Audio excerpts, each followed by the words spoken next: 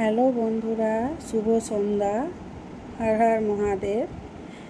তো এখন হচ্ছে সন্ধ্যে 7টা। তো 7টা থেকেই আমি এই ব্লগটা শুরু করলাম।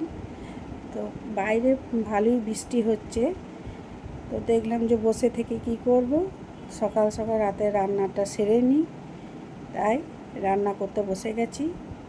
আর বাইরে বৃষ্টি হচ্ছে বললাম। তো কী রান্না করব, রবিবার আজকে। তো কালকে সোমবার, শ্রাবণ মাসের শেষ সোমবার। তো কাল একটু ভোলেনাথের মাথায় জল ঢালবো, পুজো দিতে যাব। তো ওই জন্য আজকে নিরামিষ খাচ্ছি। দুপুরেও নিরামিষ হয়েছে, রাতেও মুচমুচে করে আলু ভাজা করব আর পরোটা করব। আর ওকে মিষ্টি আনতে বলেছি, মিষ্টি নিয়ে আসবে। তো দিলাম ফালতু বসে থেকে কী লাভ, সকাল সকাল রান্নাটা করে রেখে দিলে পরে নিশ্চিন্ত হয়ে যায়। ওই জন্য রান্নাটা করতে লেগে গেলাম।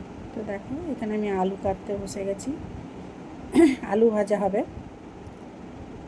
আলুগুলো কেটে নিলাম। আর এই আমাদের রান্নার জন্য চিন্তা, দুপুরে কি রান্না হবে, রাতে কি রান্না হবে, এই এক মেয়েদের চিন্তা, তাই না বলো? তো যাই হোক, আলুগুলো ভালো করে কেটে নিয়ে জলে ধুয়ে নিলাম। ভালো করে জলে ধুয়ে আলু ভাজাটা বসিয়ে দিয়েছিলাম।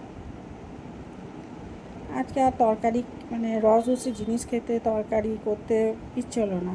ভাবলাম যে একটু আলু ভাজা করি, পরোটার সাথে একটু আলু ভাজা দিয়েই পরোটাটা খাবো।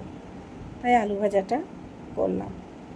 আর বাইরে তো সমানে কন্টিনিউ বৃষ্টি হয়েই যাচ্ছে, বৃষ্টি তো ছাড়ার নামগন্ধ নেই। তো কড়াই তেল দিয়ে দিলাম, কালো জিরে ফোড়ন দিলাম। কালো জিরে ফোড়ন দিয়ে আমি আলু ভাজাগুলো করি। নুন হলুদ দিয়ে আলুটাকে ভাজতে দিলাম।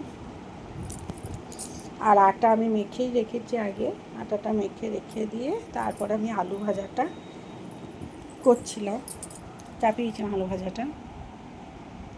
তো আটাটা মেখে রেখে দিলে একটু নরম হয়। তো আলু ভাজাটা এদিকে বসিয়ে দিয়েছিলাম কড়াইয়ে। তো এটা কিন্তু আমি বারবার বলছি, এটা গতকাল রাতে সন্ধ্যের ভিডিও, আমি আজ সকালে দিচ্ছি।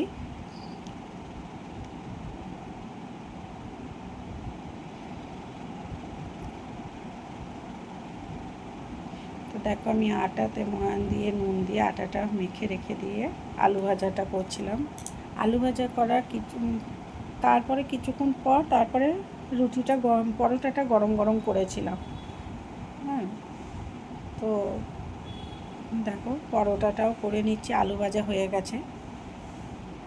তো আমি খেতেও বসে গেছি। তো এই যে আলু ভাজা, পরোটা, স্যালাডে শসা আর ল্যাংচা,